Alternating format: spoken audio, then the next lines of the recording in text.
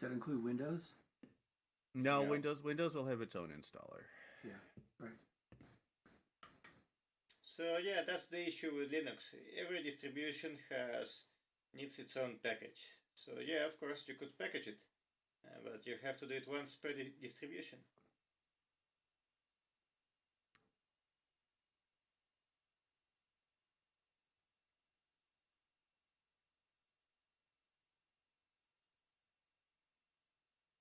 And there's a lot of distros out there. Yeah. Oh yeah. And you think, well, you can just make packages for Ubuntu, but then you look in the chat. Oh, sure, and I use Mint, and I use Fedora, and somebody else uses something else, and we've got something like 4 or 5 different distributions in the Linux channel already. So Yeah, that's yeah. Does that argue for building from source everywhere? well, I'm making it for building from source right now. I mean, we could have definitely packages in the future. But since this is a development kind of project, it makes a lot of sense to make it very easy to build stuff. Like, imagine if you have a very specific kind of problem, like you have a specific issue with the interface or some kind of scripting thing, and you report it and find somebody who actually wants to work on it. Well, you have a build script, you can just point it at the right direction and builds it for you. You don't have to figure out how to get an experimental version of the interface built for your specific distribution. So I think that saves a lot of trouble. Yeah, and as far as distros we're going to try to officially support. I mean, part of that is GitHub because we'll be doing builds on GitHub, so it depends on what GitHub supports. But it'll probably be bigger distros that are well supported, like Ubuntu or Fedora or SUSE or Arch, big ones. Yeah. We're not going to be doing like, Puppy Linux anytime soon. We're definitely not going to be doing BSD distros anytime soon. Yeah, and I think as the build script gets good, you could actually use it as a base for packaging, like just use it for the build process, which is well tested, and then you just put the packaging part on top of that. That probably won't pass the test on as far as distribution packaging guidelines go, but it might speed things up quite a bit.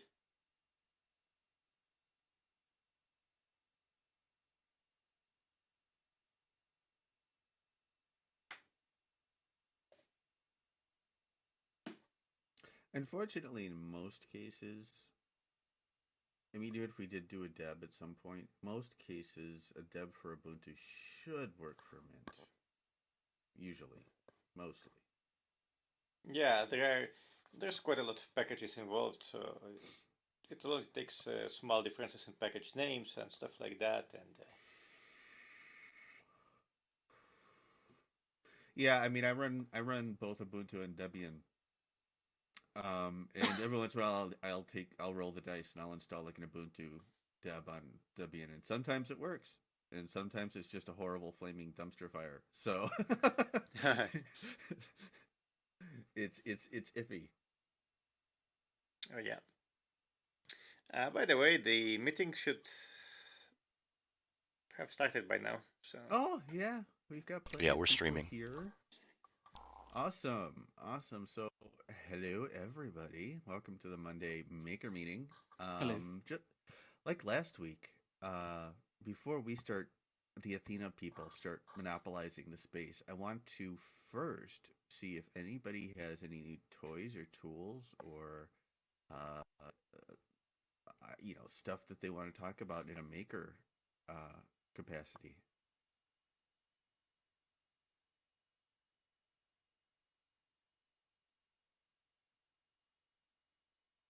And that's not everyone at once. No, yeah. No, I'm looking around for Basinski. He's usually tinkering with something, but he doesn't seem to be here yet.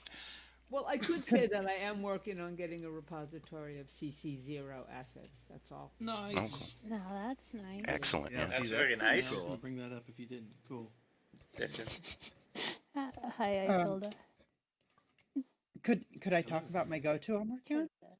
I Uh, don't see why not. Ow. Sure. Okay. If anybody wants to try it with me while I walk through it, they can. I will put the URL in chat, but I'll basically walk through what it basically can do.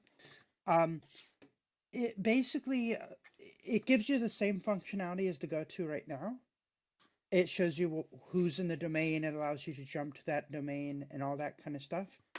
But it allows anybody to run the actual server itself. The server is running on Node.js, and the server itself, if you go to the URL of it, it will walk you through how to run it and how to use it. To add your domain to the go-to, you'd put an entity in the domain. Put basically a JSON with the information about your server, like the name of the server and the port it's on, and your name, the owner of the domain, and it will automatically get the connection information, all that, the port, it'll get the IP address and all that automatically, and add itself to the go-to list.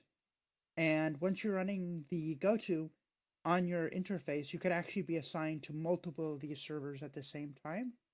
So you could be signed up to 10 of these. Each person could run their own, or each group could run their own, and you could basically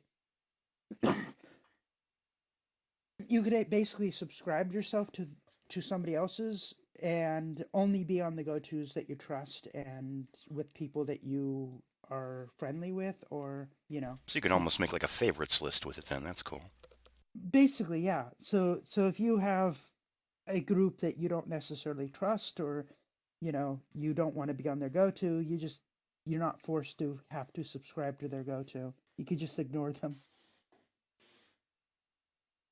It's cool. Sounds awesome. Mm-hmm. I can find my Thank you, clap Darwin. animation. Good job. Nice. And I'll put, I got it on the GitHub right now. I'm slowly working out bugs and stuff like that.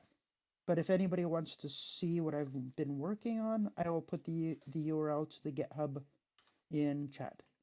Yeah, let's do that. That's awesome. We're gonna have to remove the current go-to. Maybe yours might be a good replacement for the time being. Because it has a search bar, right? So you can enter in the URLs. Well, the basically I try to make it replace all the functionality of the go-to in there right now. The bar at the top basically allows you to do what this go-to does, is you drop a URL to a high fidelity domain and it goes to that domain up top. I don't have like the home button, and I don't have the back button, but I'm pretty sure I could add that as well. I don't see why those couldn't also be added. More specifically, though, like if I enter, say, the palace at projectathena.dev, would it It send me would here? bring you to this location. Yeah. Because it works exactly like it did before. But also, if that, like I said, that cube was already added into this domain, it would have also added this domain to the go-to, so you could look down in the list and click on that domain, and it will bring you directly to this location as well. And what's cool about it is, so the cube that you add to the domain is also where they enter the domain. So if you want people to enter the domain right here, you just put the cube right here, and when they click on it, they will enter right here. You don't have to go Well, through that's all the pretty clever. difficulty of Hey, Ike, Yeah, it thanks so doesn't have much to for be the a cube, it host. could be anything, right? Just an entity with it a could be script on anything. it. Hope the day's treating you well. With the script on it. That's pretty cool. I got to I stay didn't kind of think that shush so because we're in far the middle of a on it, meeting. honestly. Well, this morning I was working. There's some so. They can't Before hear me, but I today, don't want to talk if over you them. didn't put the user data field in information in there, it would basically crash the app.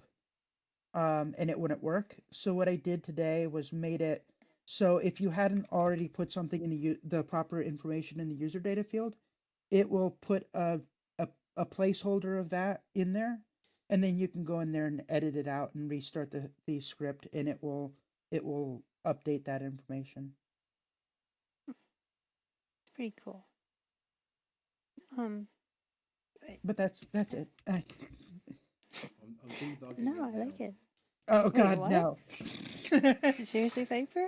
No, you got some undefined variables in there. Oh Jesus, why? Piper, submit a PR. Submit a PR. I'm sure Okay, she'll where's my- appreciate it. Listen. Darling's improving massively lately. Doing some, she's taking on She board has. some of my observations.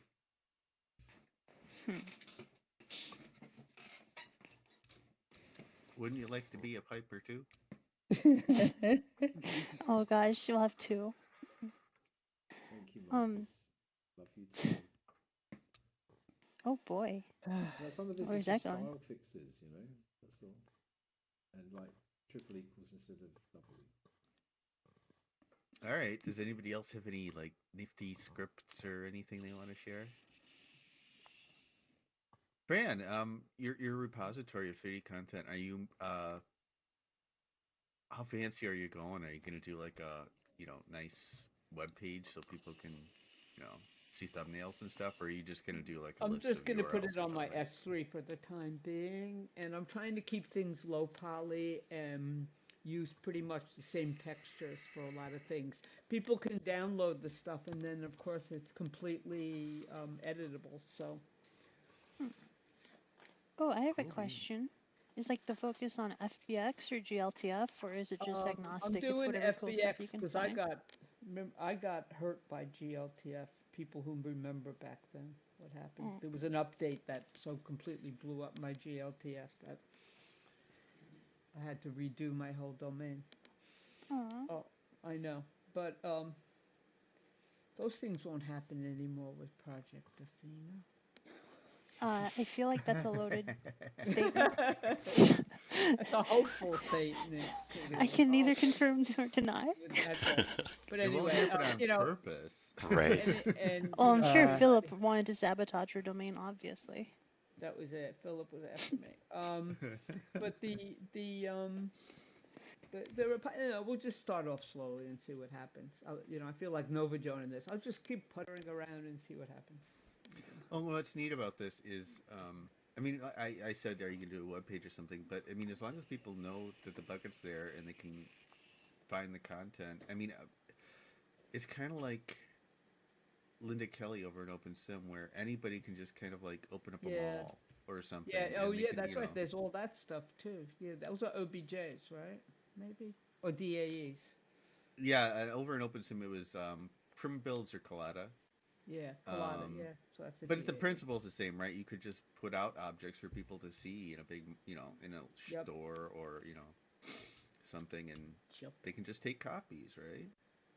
Indeed. Yeah. That's what we want. Yeah, I know and Silverfish originally wanted that. Adrian had a whole bunch of. If anybody remembers Adrian's Earth, there were there were even buildings and things you could take. It was kind of nice. Yeah.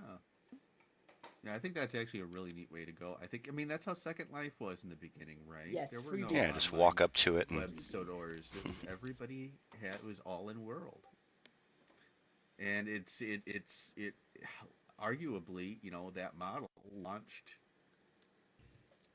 a successful economy for them.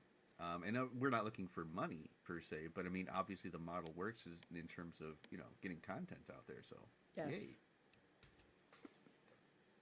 One issue I think with doing that though is that if you host the models on your S3, you're going to be using a lot more Poor. bandwidth I'm than. gonna be poor. Well, it's just that most people won't bother to spend the time to copy the asset and upload it to their own server. They'll just use it directly from where you Well- have it stored. Well, Twa, this is meant to be a preliminary thing. I don't know, you know, Yeah, moving something like forward, what I'll oh, do. sorry. But once there's a domain or a place where I can throw things out and put a script in them so people can touch and get them, you know, then make a copy and take it or something. I don't know, but because inventory is different here than in SL. So, But you're Yeah, right. so I mean, because if they gave you 100 an people are inventory. grabbing my watering can, that's my It's still bill, not and gonna be a lot. I mean, yeah, so Franny, it's just still money-wise, not. it's still gonna be let- very little let- money. So Yeah, it still is. When I do a lot of work it's on S3, it's only like $3 to $5 a month. Just tell That's Milky fair. and Marie to get jobs. But yeah, I think there's plenty of opportunity in the future for someone to come along and say, hey, you know what? I'm going to start an inventory system, and if anybody wants in on it, give me $5 a month or something. Like someone could do that if they wanted, but having to like force that from the get go, like I think that gets in the way of our plans Well, to keep it. This whole thing so- is nonprofit. So guys, this just gives us an idea that perhaps it's time to start evangelizing this and get the right person Right. to do that, and then Right. go off and see if we can get some free S3, get someone to support the system, because other people have done that and got support from people. This is an open source project. Maybe there are people that want to support that. Well, once being established, I think somebody would want to sponsor like CDN. Some company would be like, "Oh yeah, we can put our logo there," and like jQuery and other Yeah, sites give them a have. presence. But yeah, but there's just more than one ways to go about that. Like things like IPFS or DAT, like where you see an asset and you just pin it. No, Now all of a IPFS sudden is you're a is a host. bad idea. Well, yeah, it was just a concept though. Just a concept of where it's shared, and then if you're running your own, it's built into the client, so you just pin it, and then boom, bam, you're also hosting that. So it's it's like basically never gonna lag you out, and you're always gonna have it anyway. I was just thinking of ways to do it that are free and just technologically already there. Somebody could make an app like that. They could make, instead of a wallet, an inventory I system think we should ask based Philip to on that. sponsor the storage. Hmm? We should ask Philip to sponsor the storage. He wants us to keep this thing going. If Right? we're dragging back into it, We don't really know I what don't know, Philip just wants as a right now. sponsor, that's all. it could be all your scheme. But who knows? Well, there's still a chance for him to buy that gold bar, right? That would be That's my plan. quick I before think it's too Philip's late. hand. I think Philip's hand has really been forced really. So I don't think it's really much about what he wants. I think he'll appreciate it though if we succeed. I think he would appreciate it infinitely. Oh, I think so too. I mean, we as much as we've been rebranding and everything like that, I don't ever want us to forget the legacy of High Fidelity and the wonderful work that they've done and the team members there have done. And I don't want to bury that completely, right? Yeah. No. They deserve recognition. They truly, truly do. Which Well, brings yeah. me to And without him, we'd be starting from scratch completely. our meeting agenda. If we're done with maker stuff. Silverfish, did you have anything to say now that you're a plant, apparently? I think. A man-eating Heck is plant. that? well, I think the new metaverse should be plant-based, completely plant-based. LOL. That's my opinion. Okay. We'll Little take Mammals have had their damn chance. Little silverfish of Yes. horror, little silverfish. We'll take that note and give it None due of the consideration. animals here complain. That's Oh, You're going to have to allow insects because you can't. Somebody's got to pollinate. Oh yeah, I'm looking Yeah, forward to. that's So yeah, pollinating. bugs and plants. Wait, what do you mean you're looking forward to pollinating? Oh dear, All virtual worlds have sex in them. he's aching to pupate. No wait, that's We're something calling else. it pollinating, Fran. You can't say Yeah, that. 'cause You it's can't say the S plant-based. word. Yeah. The P. Okay, so Kalila, why don't you remind everybody about your logo competition? I'd rather sleep. I mean, what? So there You'd rather is sleep. a logo competition. I'm kidding. There is a logo competition due by the 17th, because apparently the 16th is a shutdown, I think. And I know, Fran, you have a submission. You should totally submit it. But Oh my for god, anyone I who have to see has, this. Oh, the reason oh, you don't get to see it What? now. We don't get to see it? No. Kalila, the reason I'm not participating is I've got no clue what the guidelines are. I don't know what the I label is. I posted it in the announcement. I didn't see that. Yeah, I edited. I didn't post a new post. I just edited It's the pinned. post. It's pinned Yeah. in the announcements channel, I think. Yeah. And you can just email your submission to contact@projectathena.io. There isn't like a part in the Discord where we can see the submissions? No, you don't just drop the submissions in there. I feel I like mean, people would be eventually, less likely to participate if they think they're going to get judged preliminarily before they're done. I think, I mean, and correct me if I'm wrong, Khalil. I think the idea is that we have all of our submissions and then everybody gets to vote. Yeah, Is that, at the end. yeah. Yeah. And once they're all submitted, because I yeah. feel like if people are like beating each other up before they finish, you know, that'd be a bit tough. But yeah, just basically the deadline for submission is the 17th, and then we move on to phase 2. Wait, that's something I can appreciate. Punching people. Yeah. Phase 2, profit. No. Wait, that's Vote phase for 3. me, a free pixel in every pot. Woo! Yeah. Your pin is too vague. I'm not going to join in. So sorry. But I want to be supportive to the people that I'm not making you one, can but I want to be. be supportive to the people that are. And You can be. Well, I and mean, Piper, it might be can I helpful just to know ask. what Yeah. information Just you ask find if you vague need- and what more details you need too. Yeah. If you guys need me to revise guidelines further, I totally can. It was just something in the spur of the moment to write up, but I'm happy to clarify further as needed. And Marcus, you had a question about copyright. See, that one's an interesting one because everyone slaps copyright on everything, and I don't really know who's legally empowered to do that or not. Well, I mean, in terms of, all right, yeah. So I put something on the Trello, and I think I did it yesterday. First of all, I wanted to explore what's the appropriate way when you're doing a complete fork. What's the appropriate way to keep their attribution while also adding yours? And it's very simple. We just add our own copyright line to the overall license. But Do you mean like in the about, for example? Right.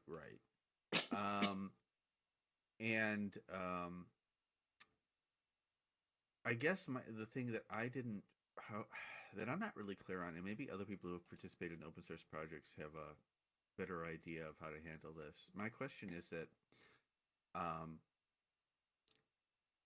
copyright line for just the overall project, I'm not sure what it should be. Project Athena itself doesn't exist as a formal legal entity. So I'm not even sure if it can have copyright. I mean, for everything else, I mean, like for each of your code submissions, I mean, it makes sense to do what High Fidelity did, which is just sign it with your name. But for the overall project, I'm not really sure what to do. I think it's going to be just like the Linux kernel, for instance, which is just owned collectively by a huge amount of people. It's not a thing in itself. Right, we but could the do it Linux that Foundation is an actual formal legal entity. Yeah, but it But what doesn't about own before that? the kernel, as far as I know. There's no submission agreement. And you just own your chunk of code, and that's pretty much it. So we just, for like the overall license, you think we should just say copyright Project Athena? Or like Project Athena. Copyright contributors of Project Athena, maybe. Yeah, I was gonna something like that. That's a good way to go. Yeah. Yeah. I like that. Good. Yeah, we'll just put that in the about page. Anybody else any thoughts on that before I start making notes on Trello? Yeah, my thought is you're just worrying about details right now. I am, but it's something. It's a little. It's one. I need to update everything that's under the help menu. That's one of my to-dos, and so that just happens to fall under that.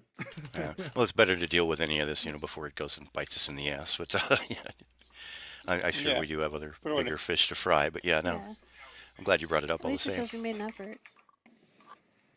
Hey, it was on your mind. Yeah.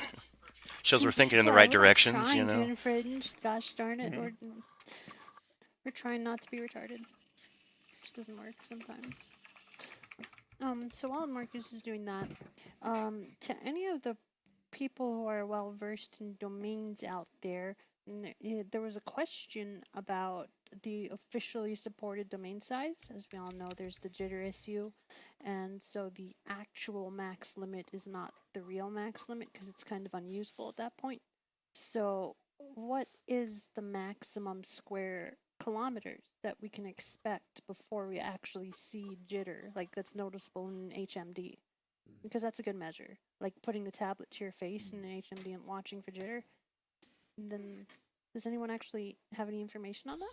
I've tested it in Unity, but not in here. I mean, you can push it pretty far, but it's like 250,000 meters, and then it starts just shimmying and shaking and losing its mind. Wait, do we mean in Unity? Yeah, I'm talking about in Unity. I haven't tried it in here. Yeah, but I'm wondering if the same kind of fix wouldn't apply in here. You use the kind of Farnsworth principle if you want to make something bigger, move the universe around the person, you know. But I don't know that it fixes anything. Well, that's Well, a I'm different. thinking This I've is been a about trick. 8,000 meters out and things were fine. Were you in VR or? Yeah, it was VR. Yeah, in the early days. Oh, sorry. I never noticed. I mean, I wasn't scrutinizing it carefully, but like it didn't grab me. 8 kilometers sounds right. Once you get to But I wouldn't- 10,000 meters, though, you start to notice it.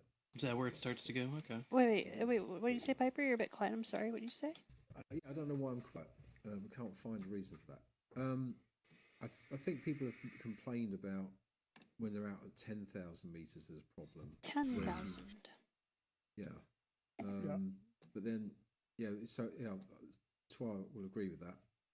Yeah, So I noticed it at 10,000, and if you get above, 20 or something, it gets bad, so that you wouldn't want to do that. Okay. 10,000, I think, is livable though, but it's not very good. Unfortunately, some things demand that you actually put them very close to the origin for everything to work correctly. If you're really worried about stability of placement, especially when you're moving things. So even if you're going 8,000 meters out in all directions, you still have about a 16 square kilometer, area to work with. There's a lot. It's big. I don't think it's an issue at the moment. Well, but the thing is, like, if you really check out, like, especially like attachments and things that you have, things that are parented, they start getting wonky when you get over like, I don't know, 6 or 8,000. They start you see them noticeably moving. Okay. Wait a minute. That's 8,000 I think in we'll one just direction. we'll have to test it. Yeah. Right? Yeah. So if that's 8,000 one direction, you can go 8,000 in the other direction, so you have 16 square kilometers, right? Oh yeah, as Yeah, far that's as what I square just said. kilometers. Yeah. Cubic Actually, no, kilometers, it's not 16 square kilometers. It's 16 kilometers square. That's much bigger. That's right. I'm sorry, I didn't say In that fact, right. it's a You're cube. right. It's a cube. But the fact is, that's still not big compared to the fact that you can go like 87 billion miles away and still be there. But the trouble is, all your bits will be shaking like crazy because we've done it. You can go a huge distance away from the middle, and that's what people find frustrating. That there's this huge volume you can be in, but you can't use it. Yeah, I was trying to make a space game when I ran into that crazy jittery mess. I mean, this is just something that needs to be part of I'm pretty sure our... you can be about a distance further away than like Andromeda, in your sim, but you can't use it. Yeah, which is why we're coming up with guidelines. Yeah, I mean, this is exactly, it's a guideline. This is like a content creation guideline. And, if people, for example, don't give a crap about VR and they want to create, 32-kilometer world, that's up to them. But, we're going to tell them that for the best experience. Yeah. So the thing to do would be to have a couple of people volunteer to go and explore the boundaries and come up with some conclusions. Oh, if you don't come back, Cool. Well, yeah, I can't do VR said at the minute we should because my try VR it out. headset is 40 miles away from here. So. And then there were none. You're going to explore, make sure you bring a bucket. Maybe a towel. I could examine my attachments, I suppose. You're a towel. Ken, one way, well, actually, no, there's going to be a lot of ways, I'm sure. With domain within domain at some point. And then also instancing, because I know games like EVE Online and Elite Dangerous feel like they go on forever, and technically they do. I feel like they just put you in instance bubbles and then just route you through that. Because the scale of those games is especially Elite Dangerous is well, Mm. well Some of these you true to can. life. It's an actual galaxy. Some of them are loading and unloading scenes as you tear through stuff too. So it's not all just, like, for instance, if we were to wander out to the very edge of this sim, by the time we got towards the edge, it would be loading in the next one. And once we crossed that border within a certain threshold, it would unload this You one. would notice it. Yeah, Yeah. exactly. The transition is seamless. This is how they do like No Man's Sky and all the rest of this. They're just loading in little different chunks as you go through it. Well, more than that though, for like space games, even that's still impossible because if I drop out of hyperspace. Yeah, a lot of it's, trickery and just, give you a special effect and basically put you in a loading screen, Depends on what you're playing honestly, with. The space we're offering is pretty darn big. Plus, with the advantage of, the potential to host so many users inside that space. I mean, maybe someday we'll get to a place where we'll want to think about, doing a tiling style thing, but I think that's definitely a very future thing. It is, but it's cool to think about, so we can build foundation. Yeah, those are things that are easy to achieve in here anyway. Darling's already done some of that. So. Yeah, so we'll put down 16 kilometers cuberonied. Yeah, it's a damn nice bit of space, regardless. Yeah. It's not like we're trying to. So, hopefully, most people won't want to come in here and build an MMO. Keep it simple. Actually, I kind of want to. Gosh darn it. Well, I'm cool with that. It's just but that your various methodology. areas might have to be a little smaller. Yeah. Well, more than that, you could use a little bit of trickery at scale. And also, the way the space games work, for example, you can't load new zones for a galaxy size. There's no way to fit that much space or calculate that much space. Which is why I say they're probably doing relative instancing that's relative to you in your location. Certainly. And moving you through a bubble. Kind of like warp There's space. little tricks you could do too, like for example, teleporting to a different domain is really fast here.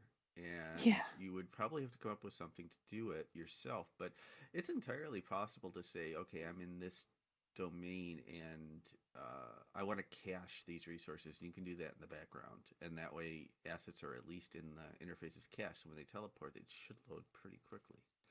Yeah, and then we could just speed that up, Yeah. So can I just ask Darling a quick question? Sure. Darling, you there? Yeah, I'm here. What's up? I'm just looking at your array prototype .remove. Is that some code that you just pasted in from somewhere else? Array remove. Oh, from wait, hold on. Array remove is a chunk of code. You mean in the go to? Yeah. You just yeah. Okay. You all right. We'll talk about that afterwards then. Okay. It's cool that you're coaching her though. Actually, you.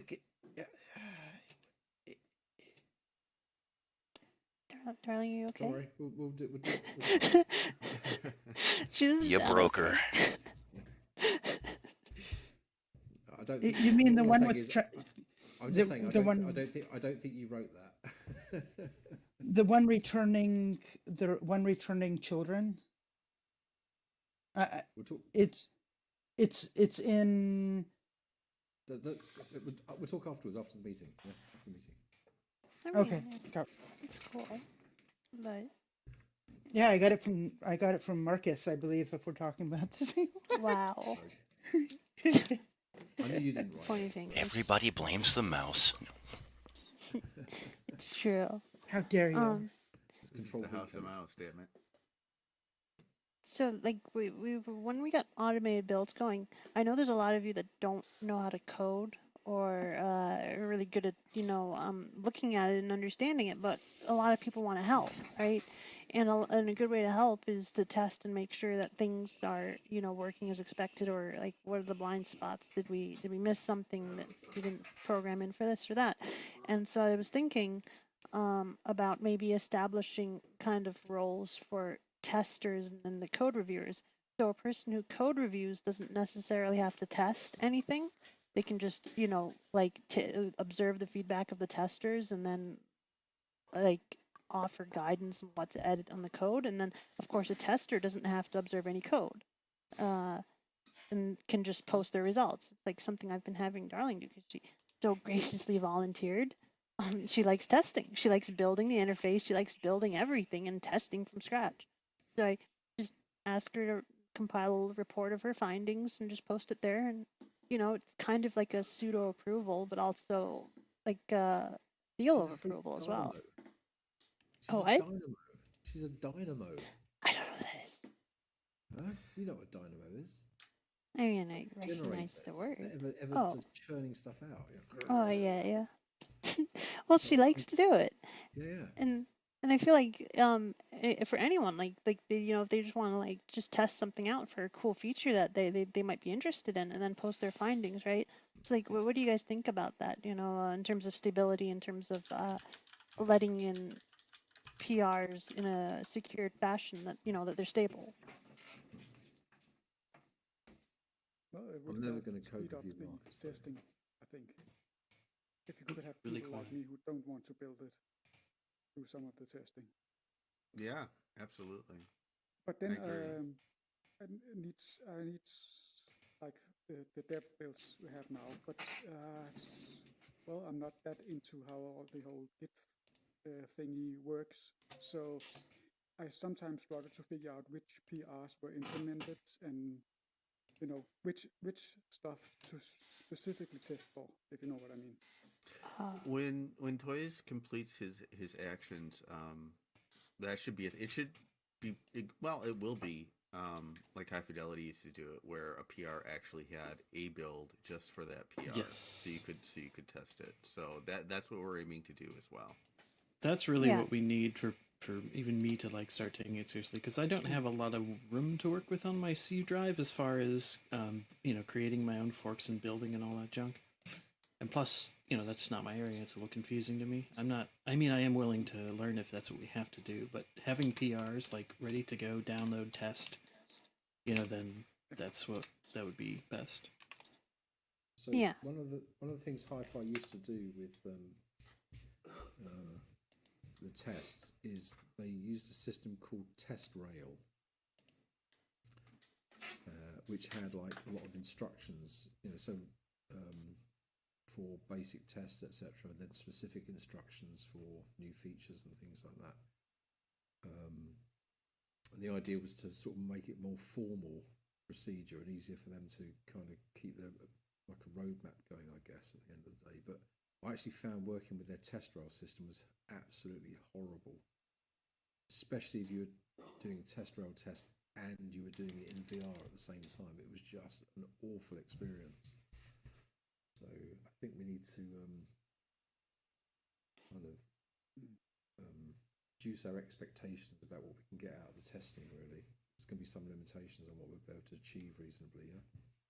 Well, once we get, we don't currently have like a code of conduct or coding standards, although I assume we're just going to use High Fidelity's coding standards and all that fun stuff. But I think one of the things we're going to have to start enforcing is when there are PRs,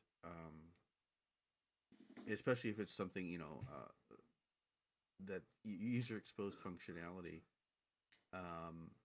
We need the people who submit those PRs to also have a testing plan as part of their PR.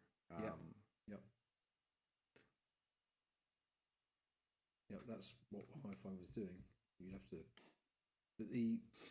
so that we need to discuss this, because that kind of tends to lead to a little bit of a conflict, because what you tend to do when you're doing something like that is you try and write tests that prove that your thing is working well, as opposed to finding out your thing is working badly. And so what I would often do when I was doing tests is I'd kind of move outside the testing guidelines, and then the thing would get tripped up and stuff, Oh yeah, absolutely. That's what we need. Same here. Yeah. So yeah, it's not often a good idea that the person who writes the PR should write the test requirements. Yeah. So that's something to think about. If they put down but it would also be helpful that they at least write like for example, Sam, he does a pretty good, just test to see how it works. But and then I guess if the tester wants to add in some extra stuff there. Like, for example, if Sam makes a PR for certain models that say the tester might load in other models that were not approved, that he not provide, maybe that might help. Yeah, I think that's. Yeah, we'll have to work. We'll have to work on it because sometimes you has to be a bit, Well, give at and least take on these expected things. behavior. Yeah. Something else that we might think about is having a dedicated Q&A sandbox. Something that it's got materials and it's got like things designed for testing against. I don't know if this makes sense or not, but We'd have to have it built on master though. Like, from in case of protocol changes? Oh, in case of protocol changes, yeah. Yeah. And that's something else I'm thinking about, but I don't want to get into that. Yeah, I guess so, but I mean, it's still. Well, what about this? I mean, we can use Dale's build script.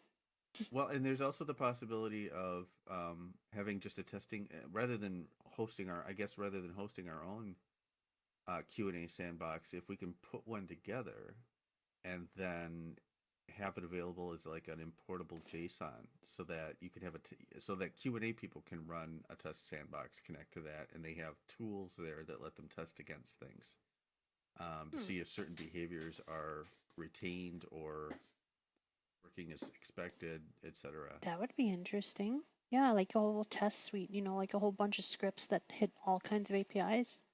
Yeah. And try to break it. It will show us just how much we still have broken too, probably. But it would be good to know. It would be good to know because sweeping that stuff under the rug is not good because, it's resurfaces at times when you're not ready to handle it. So it's good to know ahead of time, And as part of this, I'd like to suggest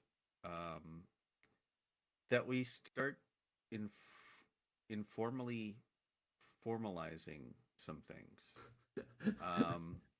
Well, seriously, because I mean, just to see how the clothes fit, so to speak. I would like to see us create teams of Q&A people, code review people, creative people, or content people. That's good because one of the things we found, I think, is that when you're testing in VR, you need someone who's not in VR feeding you with information to speed the process up. Because there's nothing worse when you're doing tests, a long series of tests, and you have to keep taking your damn headset off to complete the tests. It's really annoying. Yeah, I mean, ideally, I'd like to see like teams of 3 or more get together and basically go ahead and form your own little committees on to get stuff done, because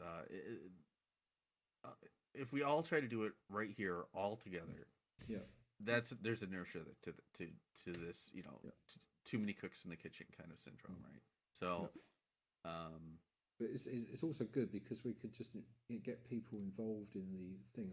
They're contributing by testing is a really good contribution to make.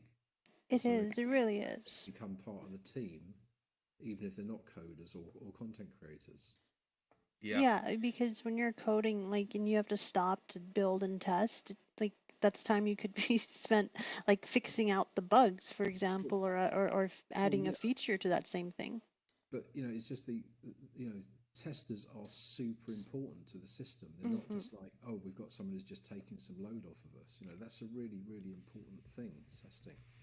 Oh yeah, that's why they're a parallel thing. It's they run in parallel to the programmers, because if there's no one testing it, well, pretty sure we would just make a whole bunch of junk that crashes. Yeah. So yeah, I agree, they are paramount, which is why I offer the separation, because then that way they could work together. Dave, control out David over there. He's a big fan of testing, aren't you? Got no mic. We know he is. He's been posting stuff in chat. He has been.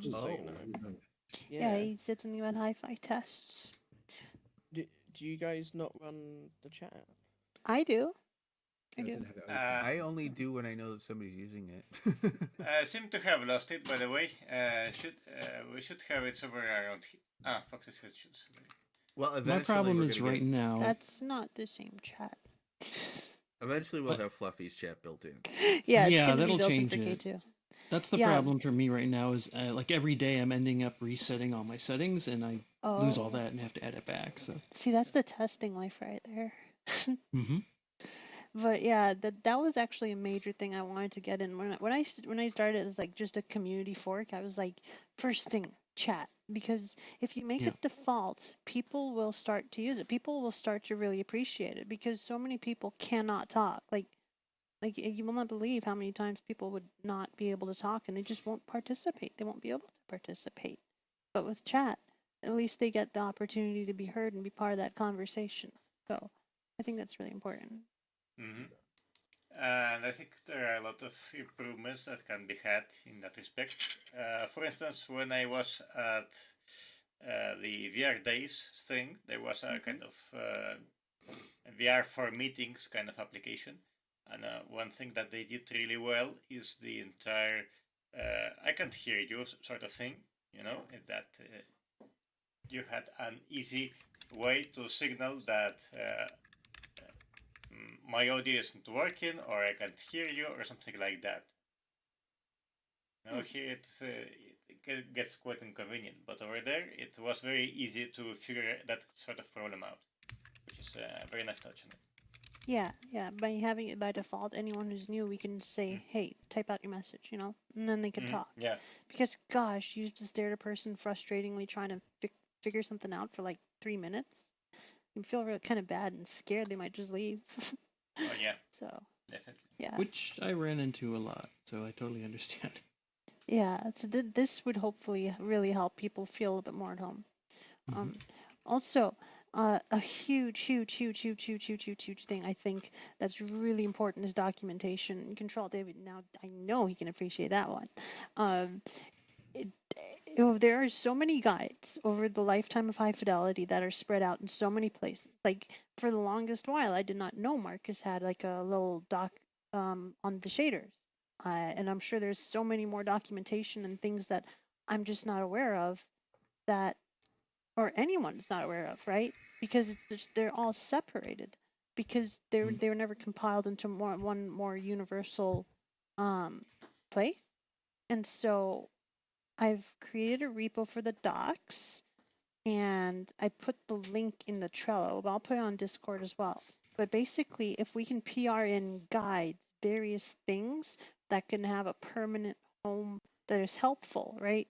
Just like how Unity, Docker, etc. have their guidelines to help people get bootstrapped from their first days crawling all the way to their days sprinting and running, you know? So I think that if we can contribute our findings and our thoughts and our tutorials and all our guides into the documentation that's in a public GitHub repo, so that way it has the ability to be forked and saved and protected, right? So you say? Then, So you're saying? Did you say there is currently a repo? Yeah, I was working with Control Alt David last night to get it working. It was giving so much trouble, but it turns out GitHub Pages was just garbage. It's a copy of the High Fidelity user. Yeah. But now we have it. Now we can edit it now, right? No, is that under case in VR right now? Here, yeah, I'll give you the link. Yeah. And basically can make PRs, can make issues for thoughts and suggestions. I'll put it into the general here. And it works because I've deployed it into a static site. I could not get the GitHub Pages to work because I messed it up once, and apparently that's enough to make it never work again unless I contact support. So, but I can try. Okay, I just finished a build on a VPS in case anybody's curious. When did you start? Okay, quite a while ago. So this VPS build is on an 8 gigabytes memory, 4 cores, $40 a month, only Node.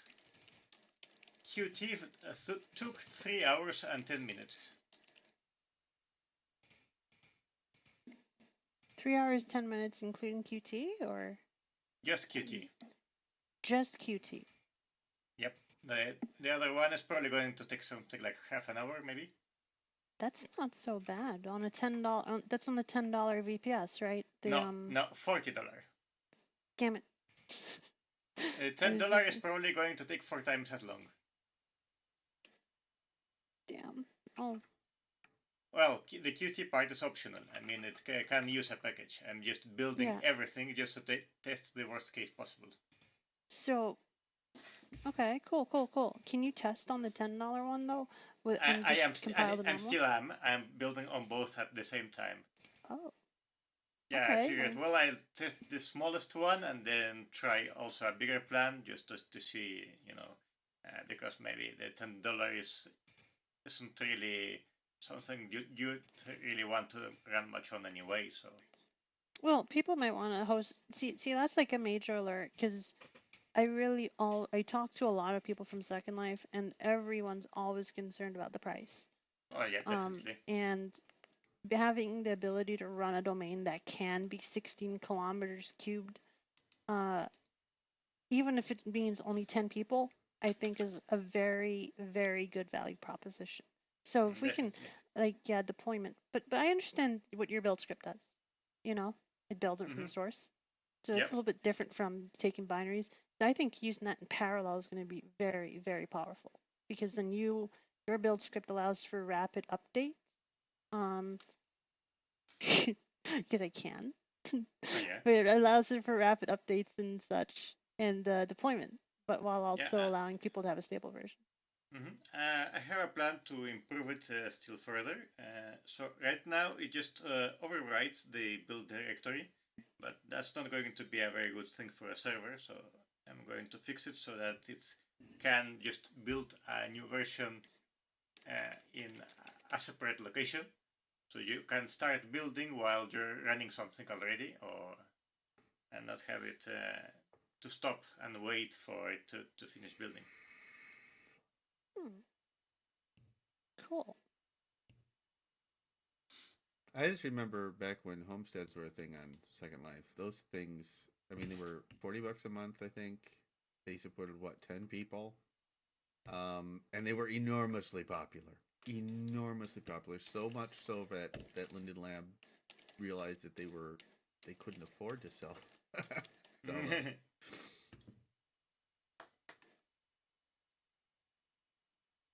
Well, here fortunately we're not trying to make money of this, so if anybody can run things at $10 a month, all the better. Yeah. We want people to feel like they can, make like a little prototype home and learn and then grow. I think that's really important. And the docs would really help with that too. Because then people have a way to ask those same questions because one person asking it when they first show up probably means 20 other people had those same questions but didn't ask. For sure. So I think it's really important to have those things out there so people can, it kind of informs people without us even having to do a thing. Well, and I think there's a whether it's people involved in collaborating with Project Athena or just the broader Project Athena community in general. If anybody's looking for a business, hosting is not a bad way to go. I know that more than a few OpenSim hosting companies are probably one of the more lucrative markets over there. Yeah, certainly. I think that's one of the mistakes of Hi-Fi. They should have at least tried to get into that business. Because if you think of it, of course, maybe Amazon can, or I don't know, Linode or DigitalOcean or whatever, can do it cheaper. On the other hand, you can just sell the service of maintenance. They know the product, they know how to install it, they know how to monitor and troubleshoot it, and so that's actually worth some money. Yeah, and I think that's one of Tivoli's goals as well, which I think is a smart thing for them to do. And it also helps them develop the project further, because when they run the actual servers, they can actually tell what's happening to them. If you outsource all the servers to somebody else, you only know about the problems you hear about explicitly. Well, and those hosting services actually, at least over in OpenSim, they served as good. They gave a lot of good feedback to the project. It was in their best interest to tell the OpenSim developers if something was broken. So, yeah. I think similar would happen here then, because I think they would want us to succeed as well, because then we would actually push updates that make their life easier.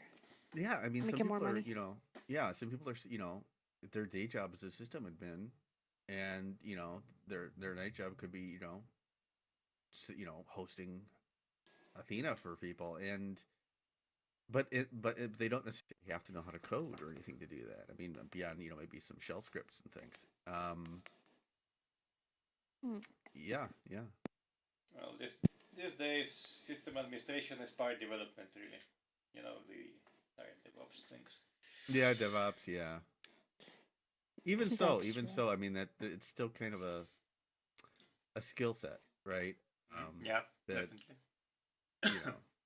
Lends itself to doing things like this. So,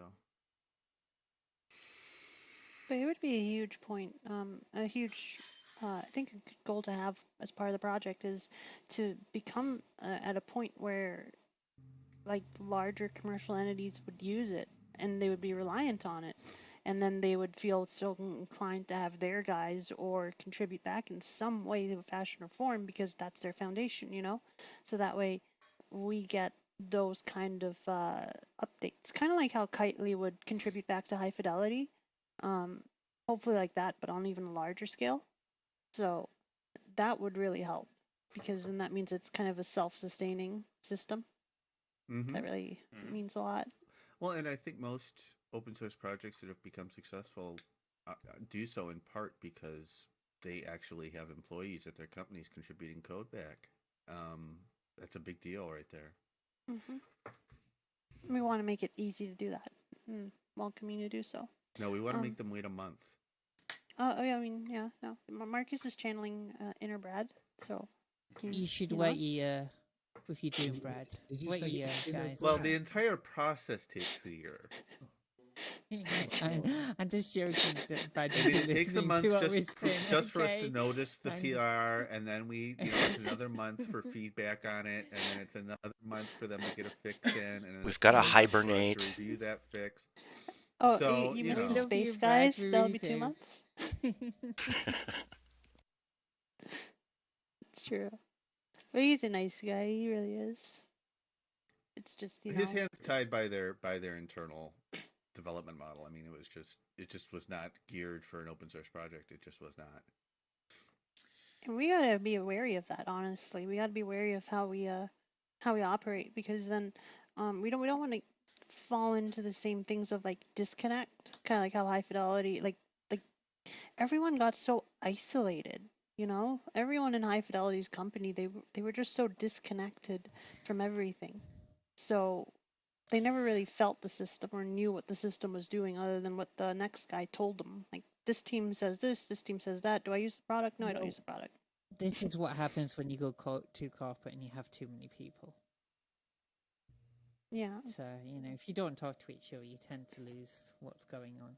Well, and if you're not up into your elbows in your product, how the hell do you know, Exactly. Yeah, it's only the feedback you hear from the other people, and who knows if they're doing it right, Like, so gosh, you'll never be able to really feel the effects of what you're doing and get that feedback, that real tangible understanding of what's going on.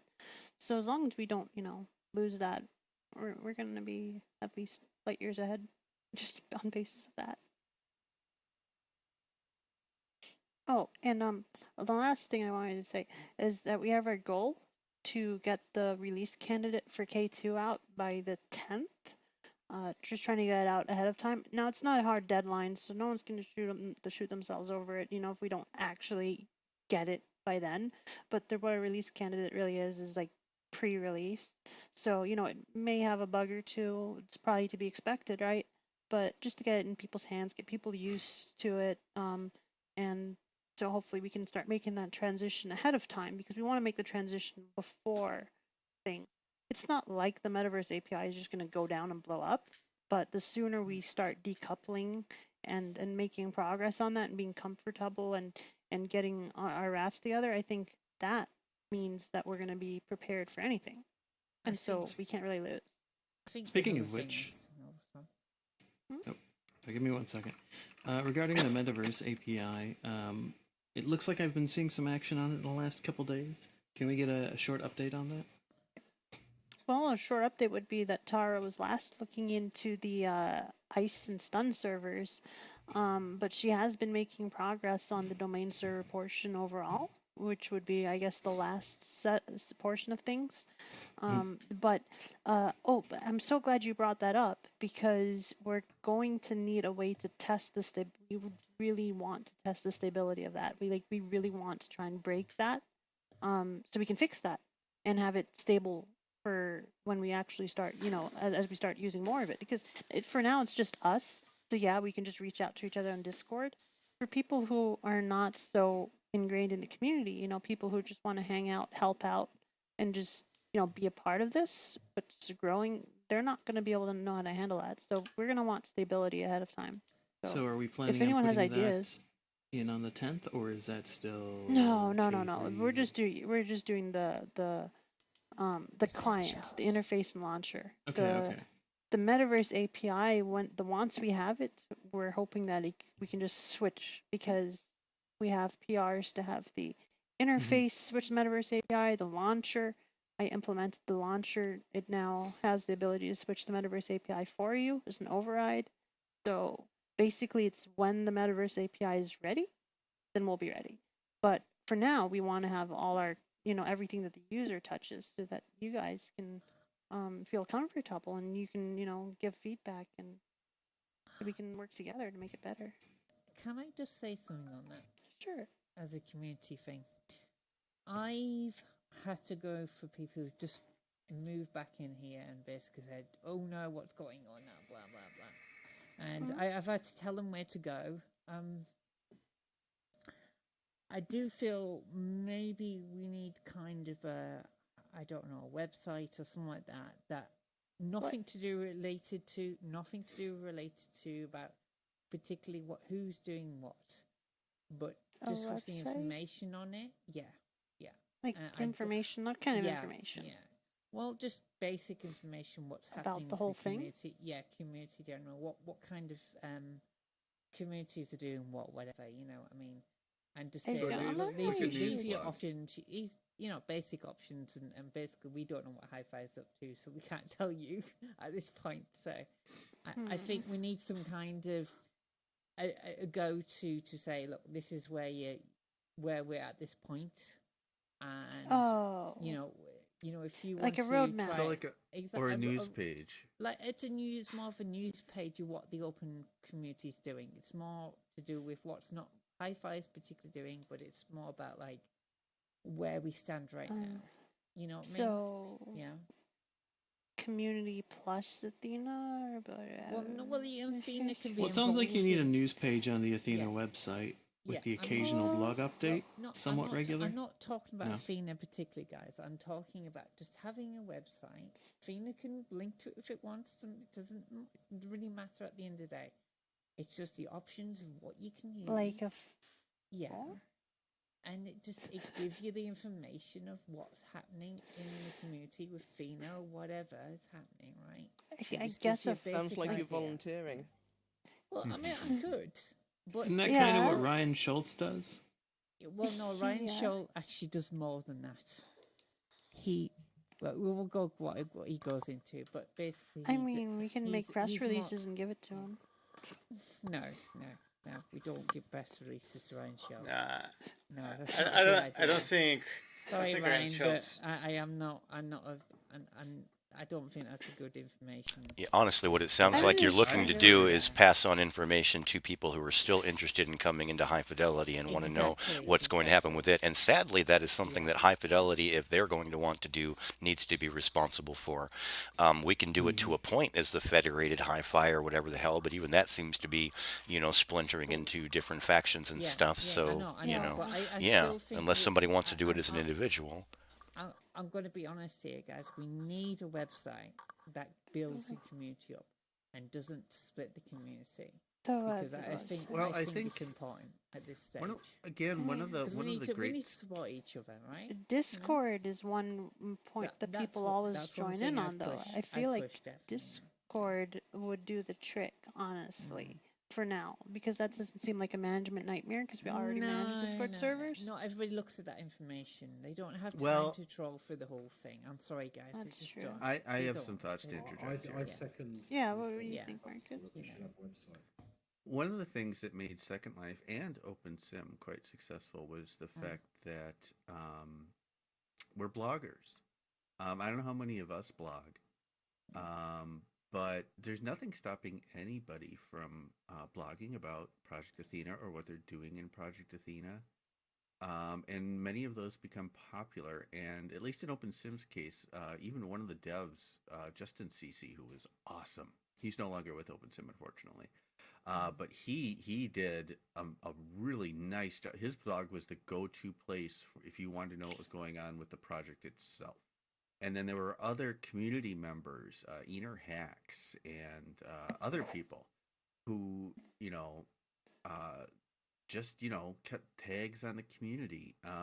Hey, there's this event going on over at this grid, and these things are happening over this, and you can get free stuff over here, and it's kind of up to the community to build a community in a sense. I don't know if I'm making sense. Yeah, I think that sounds like a good idea.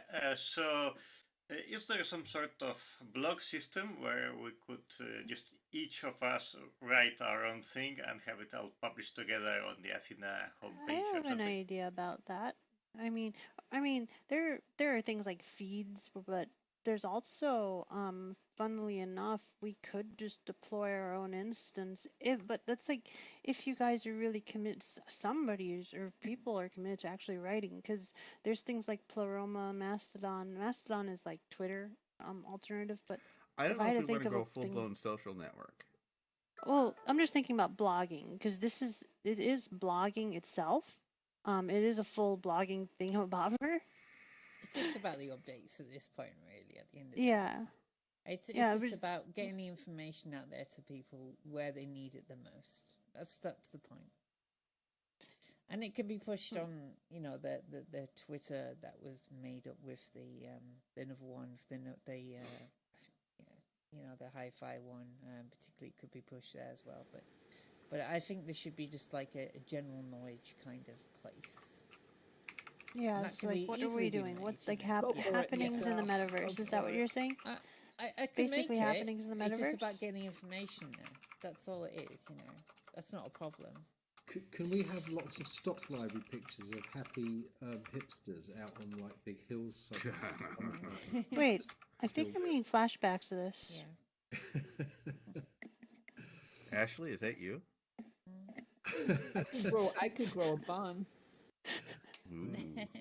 I'm just going to get a counter that adds numbers basically at random and tells how many users, quote unquote, are online. Oh yeah, guys, you're making me so happy right now. Yeah.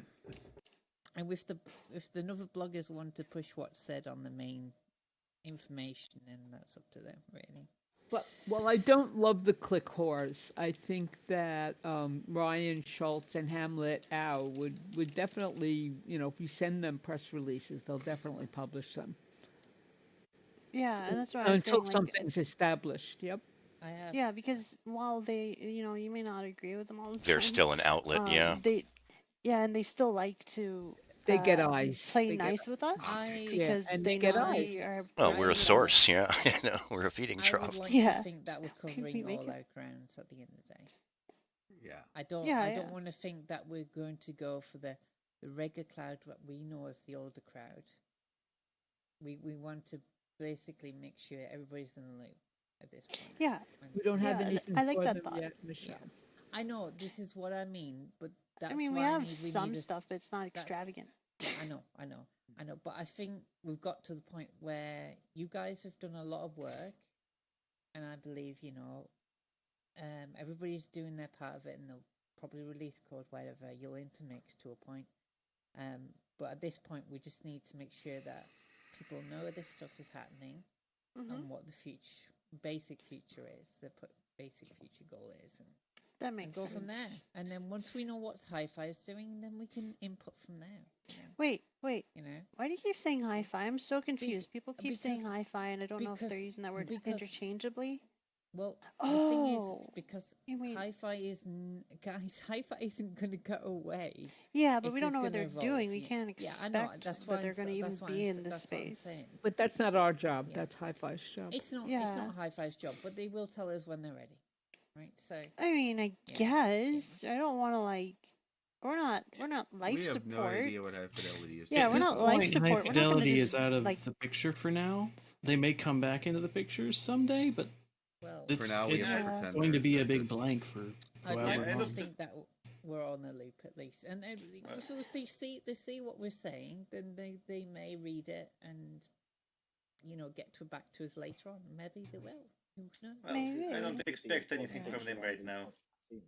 No, I don't. I mean, And they really don't want a lot to do with a lot of the users. So I think well, it's a moot it's point. not just that they're changing their business around at the moment, and I But don't you think have, they Michelle, really- you have zero idea what they're doing. Well, I mean, I can guess, but I'm not going to guess because guessing just makes people angry, So. Oh, even so, we're not trying to be life support. We're trying to make a successful project with or without them. I mean, if Did we people are see not, David's suggestion? yeah, but David we had a wanna be good suggestion. excessive. I would like Yeah. Why not a blog we're on tag the on the same Athena goals, site? guys, I can do that. We've got See the same that's goals, the right? We all want to be metaverse. We want metaverse. Yeah, And but we so, all want, however we we all achieve want that. well, it's not about a metaverse particularly. It's about having a virtual environment altogether, right? And that's having the same. metaverse. Not so much. We're trying to enable that's it. in all the words. But really, what we're saying is basically we want everybody to interconnect in the same way. I guess we're just using the words differently, but I understand what you're saying. Because people don't understand what metaverse means. To old fogies like us, that makes we know what that means, but for the regular public out there, they have no clue at all what that means.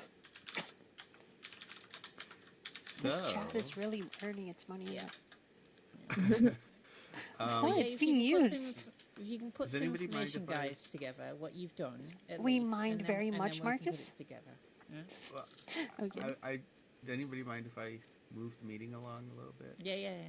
Go for it. Sure. How dare you? I'm sorry.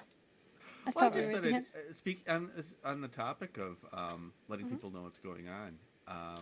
I like to go over new PRs that we have, and we've got 3 of them that are important and or interesting. implying the others suck. Yes, yours from 18 hours ago sucks. Just sucks horribly. No, my life's ruined.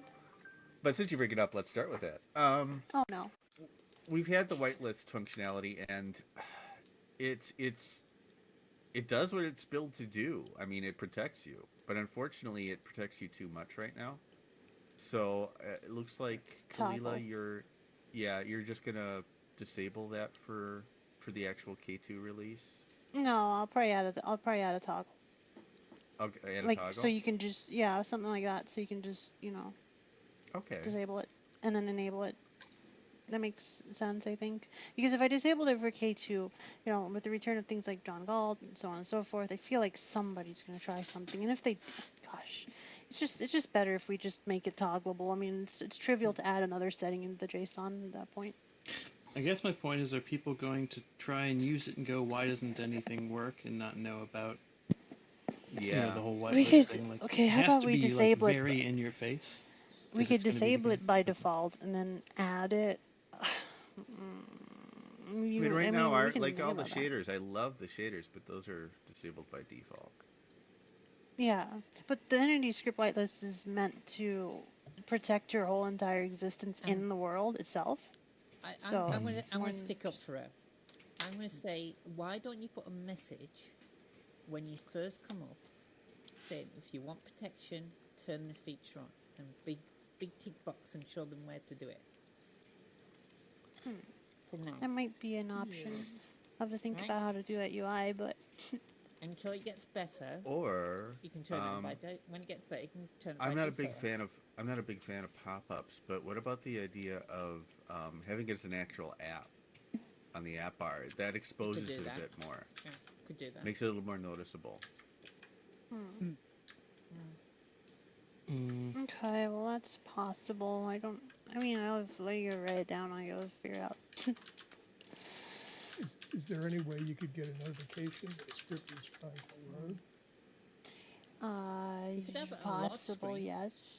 Because I like Could have it, it on load screen. and I've run it for a long time. The problem is that I tend, like for right now, I'm not running the K2 version or the previous K1.5 because I want to be able to see stuff here, that other people are doing, and without having it, without being able to turn on stuff and to know that it's turned on right then. I don't want to have to edit the list every single time I, want to see stuff. So I think a pop-up with a notification that there's something there to let through. Yeah, they haven't got to that point yet, though.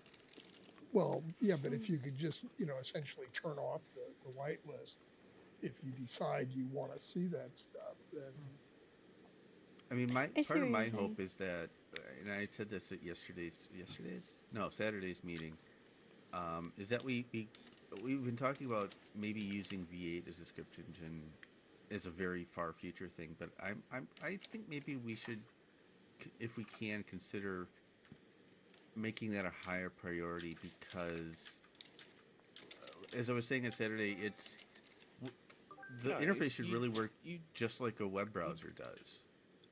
In that, any script that originates from an entity should probably be just allowed through, and any that come from foreign domains they can still run, but they have limited functionality. That's the way web browsers work, and web browsers aren't. Their security model is not bulletproof, but it's a lot better than what we're trying to do now. There's a reason why we don't let cookies through anymore by default. Well, we don't care about cookies so much. It's just scripts. Yeah, but you know what I mean. And cookies aren't. I mean, cookies are kind of a separate thing too. They're not. They're used by scripts, but they're not a scripting thing. On Mozilla or Chrome, even you get at least you get a notification that a pop-up is trying to do it, and it's turned off by default on most of those, as far as I know. Yeah, I mean, we should be careful though, a little bit, because while we want it to be like a web browser, we must also consider that websites are so much less. Even the most dynamic website I can think of is infinitely less dynamic than anything 3D, especially a metaverse world. Like, I can move this entity slightly to the side, I can sit on it, I can make a script that makes that burger spin, because it's so interactive that we would want to not be too restrictive, and also basically we have to find the balance between safeguarding and also making it well, that's easy, just it. I mean, if we have separate security contexts, I mean, a domain owner should be able to reasonably assume that the hard work he's put into scripting his domain works when a user goes in. But you can't rely on the domain owner to do the right thing, though. You can't rely on websites to do the right thing. Well, then you can't go to if you go to the web domain, and you're screwed. We just want to make sure that no one can maliciously insert themselves in between the trust relationship you have with your domain. So I come here and I trust you guys, but I don't want some rando, right, that came and crashed us all that one day, Which is why, if somebody just happens to have create rights on a thing, but their script comes from, a foreign source, V8 is actually able to lock down exactly what that script is in fact allowed to do. So we could prohibit it from, barnacling people, for example. And to get approved, it would have to come from an approved source. Are you saying that? Well, Michelle, can we trust you to always do the right thing? No, exactly. But one question I've always had is if you allow the whitelist through, right? If you, like you had mentioned, that you could, put a way to turn it on and off in the or in the viewer, would it immediately take effect, and what would happen to the scripts that if you came into a domain, for instance, and saw that you weren't seeing, somebody said, "Oh, did you see that?" And you said, "No, I have my whitelist on." If I enable it, then will I ever even see it? Because it won't reload the thing unless it's triggered by a zone or something like that. An entry into a zone. Yeah, that's another shortcoming of what we're trying to do right now. And again, why having a V8 script engine would help a lot with that. I agree. So future V8 for now, I cannot make promises directly because I have not actually tried to put in such things. So I do not know if maybe a script gets caught in the cache. Is it going to get checked again, or is it going to get bypassed and just bypass the whitelist entirely? Like, I don't know yet, so I don't want to promise anything. You do know where it is. I'm just wondering where the whitelist actually intercepts or blocks the things. Is it? It's in the script engine. Right, but does it take it? In other words, like you said, is it possible to, if you go into a domain and you don't have everything whitelisted, right, and you load a malicious script, and then you turn the thing on, is it going to be in your cache anyway? So if you go back there, is it just going to start up again? In other words, I'm not entirely sure. I would think that you have to reload the script to make it block again, but I don't know. I have to. That is a good point. That needs to be tested for sure. Yeah, we would have to test that to see what happens. Yeah. Anyway, I do like it though. I was going to bring up this same question, but I didn't want to come across as being a party pooper. So No, it's good that you have those concerns because then it makes us think about, like how we are not High Fidelity. You are allowed to tell us, you don't like things, and we're not going to attack you for it. You don't like his stuff, and you tell me how much you like my stuff, and shun the non-believers. Problem solved. Yeah. But could you whitelist? Oh, sorry. Could you whitelist stuff that's on the ATP from that address? Wait, what? ATP whitelist on the ATP. Yes. If you put a script on your asset server. Yeah, but you can't just whitelist those because it's a lot harder for someone to inject and have access to that one and cheat, if you know what I mean. Yeah, it makes sense. I actually don't know if that actually gets checked. Hardly anyone actually puts scripts on the ATP, so I actually have not tested it. Have you? It checks everything. So it ATP, does. It hits it. Local, reb. Okay. All of them. There you go. All right. Because we already got rid of the server to add file : / to my whitelist, so I could even run local entity scripts. Yeah. Well, yeah. I'll add that to a default.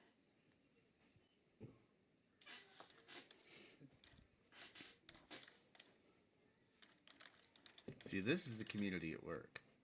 No, that's Be right back. I'm just taking notes so I can remember because I have to remember all those points so I can make the decision on how to best approach it. We're only criticizing with love. I suppose, but you're gonna be the one stuck testing, gosh darn it. Oh God. She'll break it for sure. She'll break it for you. Hopefully. Oh, yeah. I mean, it's good that when you break it, though, it actually helps me figure out what to do differently. I'm good at breaking stuff, so you don't have to worry about that. You are definitely. I'll find some way to break it and show you how I did it. So we have 2 more PRs to talk about. Control Alt David has a improvement for the inspect script. About time. Tell me it's something good. Please.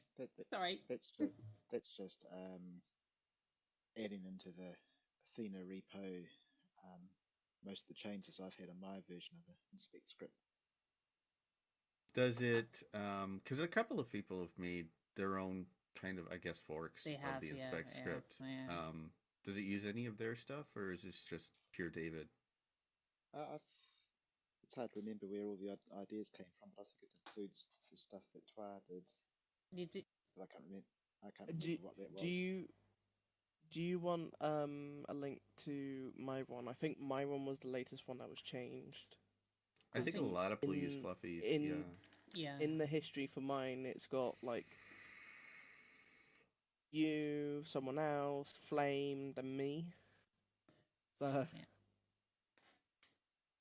Wolfgang. Wolfgang one might was have been. great. Yep, Wolfgang did some work. What is I think I've got yours, Fluffy. Unfortunately, though, Hi-Fi broke the reticle hiding when they changed from the software mouse back to the hardware mouse. So yeah, when you look at somebody and then and then using Spectral, it scrunches you back to the middle. Have you noticed also, that? like, I found that people bitch about the ball, and I tell them to get screwed because I like that. I've got rid of the ball. Sorry, Fluffy. Mine's gone. Well, my point is that there's been some awesome work on the inspect script, and maybe it's a good idea to pool the best parts together. I think you did it anyway. Yeah, I mean, I think that would be really good. If you guys want to help, like, talk to David about it, if you have any things that you might want him to add, or we could just have it PR'd in and then just add more features over time. I think that's cool. It's however you guys want to approach it. That's probably a good idea. Yeah. But definitely inspect tools important. I think inspect tools fine. It doesn't. Is that what it doesn't affect anything with the creative on the creator side when you're creating stuff. Does it work properly with that now? I know we've had issues with inspect tools in general. We had a class with a key that was used for cloning. I believe that was cleared up though. Is that cleared up? Yeah, Hi-Fi themselves changed it. Okay, all right. Well, I changed it for Hi-Fi. There's still a problem, still an issue with Max, but it still uses the control key for inspect, I think it is. Okay. So the last PR I have to talk about is from Sam, where you can control blend shapes on entities. It's pretty cool. It looks like it's limited. It's still just limited to the built-in blend shapes that we have, for the face stuff mostly. But it's very cool. The most interesting thing to me about this patch is that it looks like it will need a protocol bump. Does that work with soft attachments? I don't know. Don't hold your breath. I'm guessing we're going to hold on to this PR until after K2 comes out. I think you should. K3 is because we don't. K3, we want to get. Yeah, because we want to get people really situated on their servers. Because it's trivial to get people to update their client. It's a lot harder to get people to update a server seamlessly. And we want to be cautious before we bump the protocol. Yeah, because you can only do it. I mean, it takes work. I agree that we should wait, but I would like to share my enthusiasm for when we do get there. This will allow us to. This is a project that I may want to spearhead at some point, but this will allow us to do things like primitives that can be altered. Because you can create blend shapes, yeah. So let's say you bring in a mesh here, and it's essentially like, and I am using Second Life as a reference. You can have a cube, and you want to be able to path cut this cube and move the vertices around in certain fixed ways. You'd be able to do this with blend shapes. And then connect them. So this could introduce something more akin to what Second Life did with primitives, potentially, which has its ups and downs, but I have some ideas on that for the future, so I'm excited about that possibility. That's pretty good for clothing. Turn them into totally make some arbitrary stuff. On the idea of prims, I'm no longer a big fan, but I do see their appeal. Right? If it wasn't for prims, I would never become the content creator that I wanted to be. It's a gateway drug. It is, and I bring this up because. It's entirely possible to. OpenSim has their own. Prims are math. They're mathematically generated. And OpenSim has a library for prims. and there's nothing stopping it's BSD licensed, and people could port that to high fidelity in theory. Well, it's being able to chop up and divide those easily. That's where the real magic comes into. Right, which is again, it's all math. It's just parameters. But they had to reverse engineer that for. They did it long ago. Dahlia Trimble, Okay. made the primitive library, and interesting. Yeah. There's a name I haven't heard in a long time. You can actually make mesh in here still as well, guys. There was a lot to of an research extent. done. There was a lot of research done on that. It wasn't perfect, but you know, it was Yeah, done. you're talking about the graphics API, and that's say something I would like sorry. to see fleshed out, but I look excited with those wings. Anyway, didn't mean to get us sidetracked. Just excited. What's up, Fluffy? Really excited. You No, do I realize think- that at this point, bone positions don't even get saved for entities. So if you put a blend shape on a thing, is it going to get saved with that entity? Or is it just going to be a transitional property and get lost? It's how it feels at the end of the day. How does it look and feel? Well, how you're imagining it is that the property stays with the entity. So Does I it think appear other things to? What if you use a transitional cube, whatever you want to call it, and turn it into like a hollow thing for a chimney, you don't want that chimney to suddenly become solid when you come back to it later. I mean, That state persistence of that needs though to be saved. wouldn't be too hard to add, I don't think. But I'm looking at the code and trying to understand. It looks like that from the code. It looks like Yeah. the property values are saved. Yeah, I'm seeing property everywhere, and I'm like, what? Because he Okay. did say that. Yeah, so it might very well be that might be the case, but I wouldn't promise it Yeah, until we'll I cross add. that bridge when we get to it. Yeah, but it's good today we're making progress because it's incremental updates, you know. Mm-hmm. Also, I know he's not here, but if he watches the video, thank you, Sam. Oh yeah, we're not just Yay. criticizing everything you made. Damn it, it's freaking awesome. Well, I'm super enthused about Does he it. have any The examples ability to anyway? do it, yeah. Does he have any examples anyway? The test case on. If you look at the PR, he made a test. Oh, okay, all right. So yeah, you So could try speaking it out. Well, of it's dinner testing- time. I'll see you guys. All right. Bye. Bon Have a good one. But if there's a protocol bump, would I be able to test it? You can if serverless? eventually, hopefully, we'll have PR builds, and you will be able to test against that PR build, but you'll have to test it against your own sandbox associated with that PR build. Ooh. Yes. Okay. Manifold did an update? To the Blender plugin, yeah, he did that today, I think. Ooh, Yeah. I know, I did see that. Which is Yep. awesome. That's exciting, isn't it? Ooh, Yes, we should give him more Exciting. headbutts. there you go. Sorry.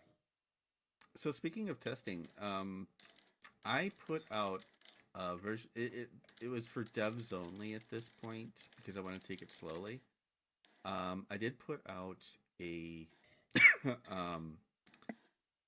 an installer of a very recent build of K2, and the more devs I can get testing that, the better, because I would like to make that link or make a version that's a little more widely available to other people to test. I'm actually very confident about the installer. It seems it's really just high fidelity installer retrofitted, so I mean, it really can't break anything. But I would still feel better if more people tested it. And it hasn't been merged yet, mostly because we're waiting on launcher support. I'll take a look at it. That would be really awesome. Well, send anything. I just don't always look at information that's me. Well, and I'm happy to. I mean, for some of you, like Michelle, if you want a link, I'm happy to give you a link directly. It's just it right now. I don't want it public. Yeah, I want that's it. fine. That's fine. Yeah, That's not a yeah. problem. Just send me information. I'll be fine with that. Yeah, I think we're making good progress there. Say, by the way, I do have a PR that's been there for a while. I'd like some sort of opinion eventually. Which one is it? Number 53. I see it. Add support for 1910 modernized VCPKG. Yep. Alright. That's a Linux thing, isn't it? Okay. I know Marcus. Marcus, I know you did so many things, but that's Lenny.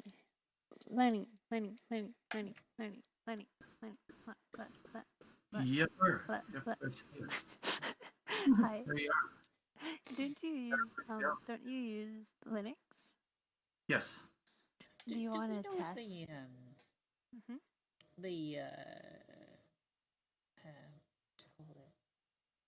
It's cool now, not the Connect. But do you, have you been able to get these things working? That I could have sworn I saw on the channel you guys were on about that, but I don't know if it was this PR specifically. He may have been talking about the Athena build script. Oh, okay. See, now Yeah, we've mostly been so right. There is a potential issue with that one, which I haven't been able to reproduce yet very well. The actual change to PCPKG should be pretty good, but it's pointing at an experimental version of my Qt build, which is for a 1910, and that might still need some work. So if somebody is on 1910 and preferably a developer, some testing there would be very appreciated. Sure, I've done testing of it. I've done testing of your latest script, which I guess does it have some changes to these functions that are deprecated? But in any case, I can do testing. Mm-hmm. Yeah, I like. Yeah, I'm looking at the Python script, and I'm liking what I'm seeing. In part because, unlike it's like that. There's this line, unknown Linux situation, and death. Yeah. Which is so horribly unuser friendly. Whereas you Oh actually yeah, I have a hate nice that. message here. It's saying, "Hey, your distro isn't supported. Please consider helping us out by helping us support your distro." I mean, it's like that's way better. So yeah.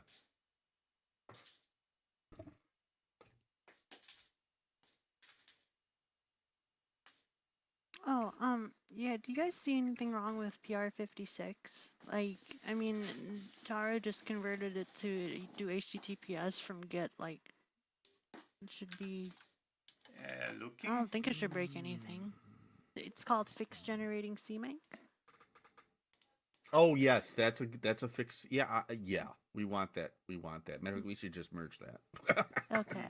Yeah, because I was like, is that even a thing that you gotta test? Like, it should just work. At no point should our build process be doing a git at GitHub.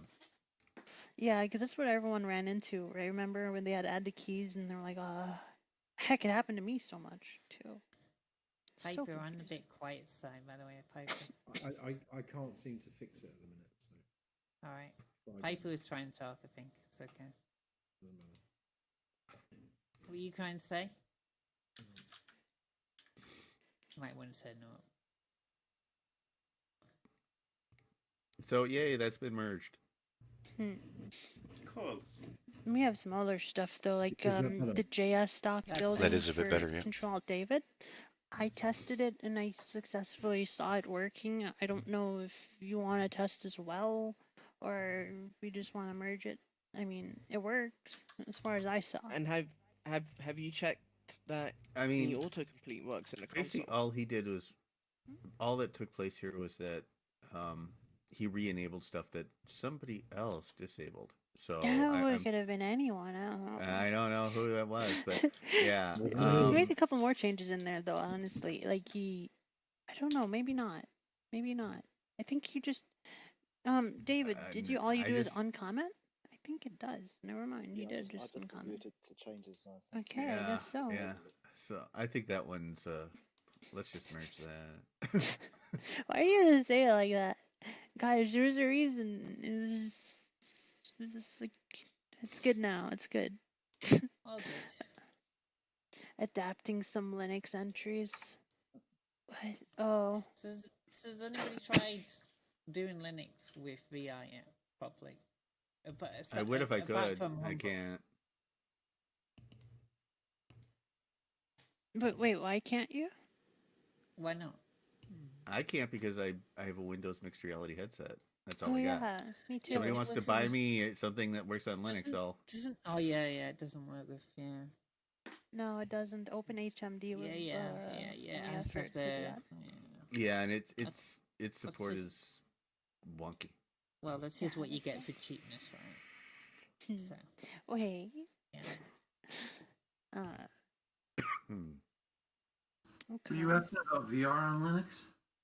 Yeah, I mean, I was asking about that because I mean, I want to make sure that people can get VR on Linux because I think that's going to be mega important for the future. You know. I've been trying that. It doesn't work. It does work. It does?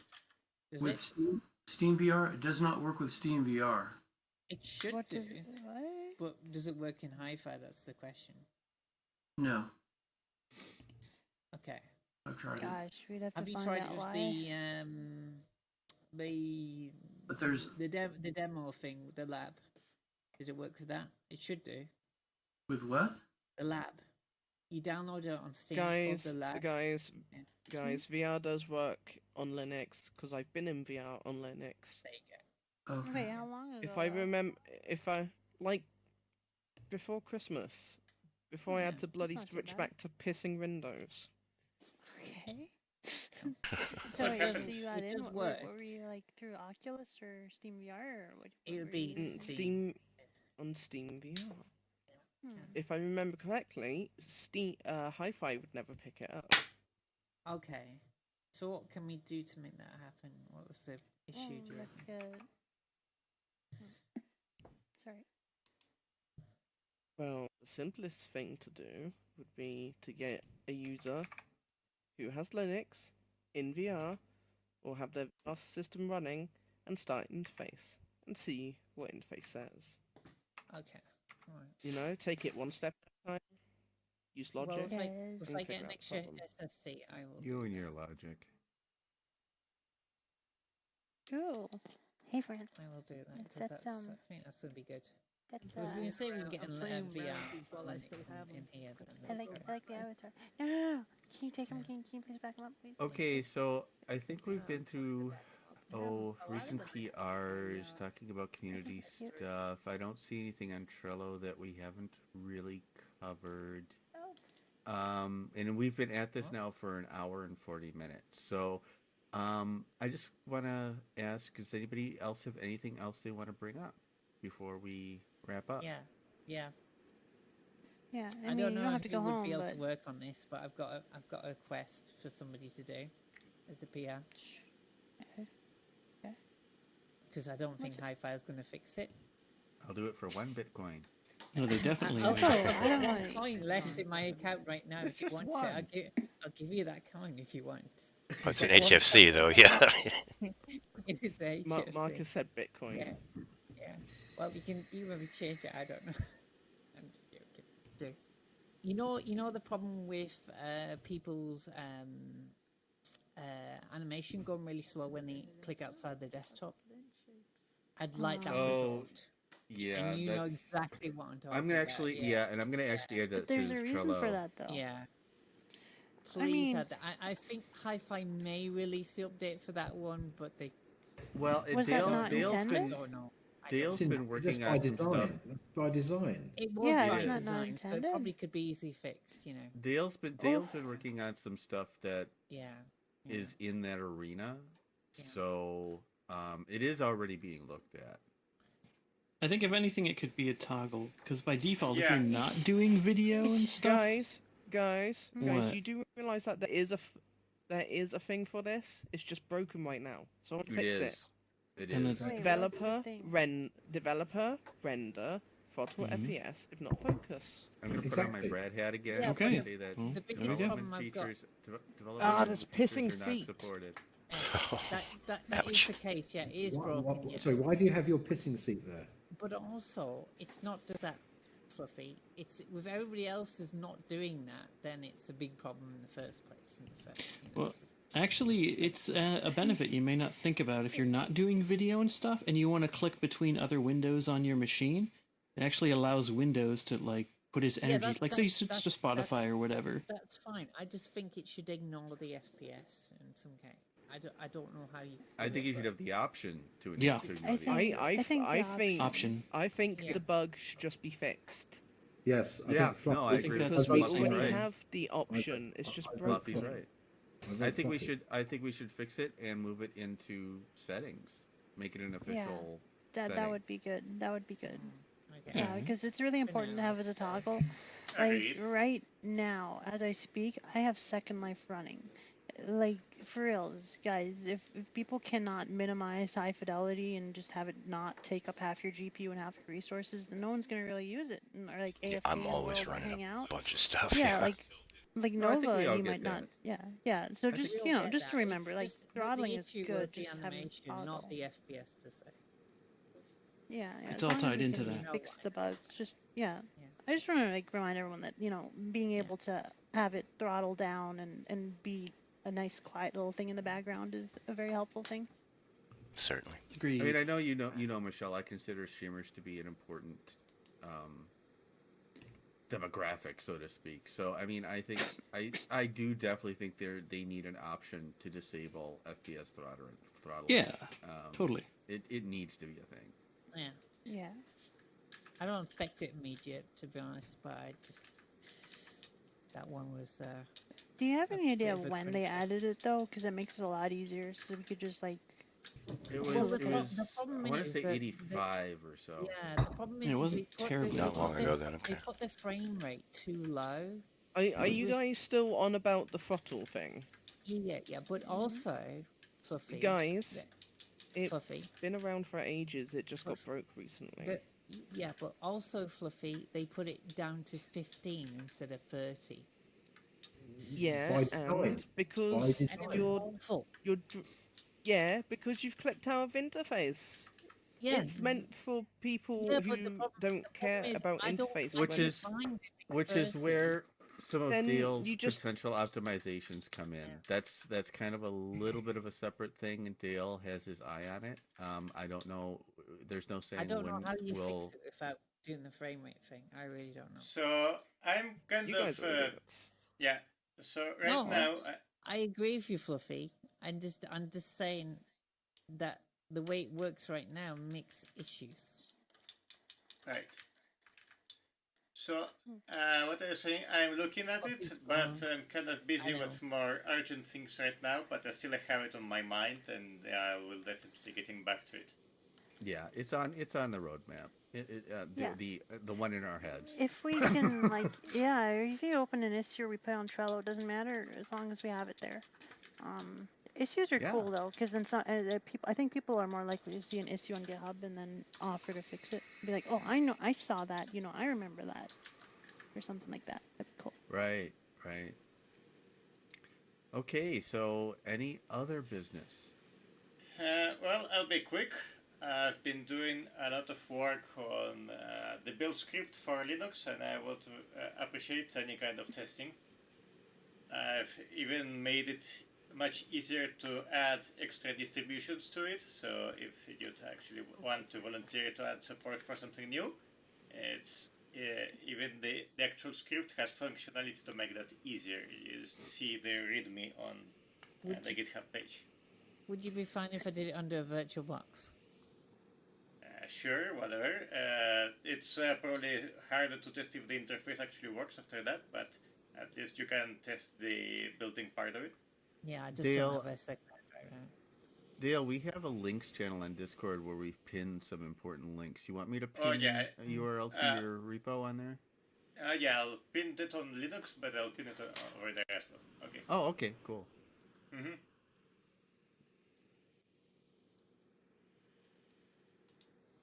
Franny's gone mad, man. I'll probably have to Getting her go exercise. channel and just make a huge blog post. Well, thank you, everybody. I felt like this was an enormously productive meeting. Thank you all so much for coming.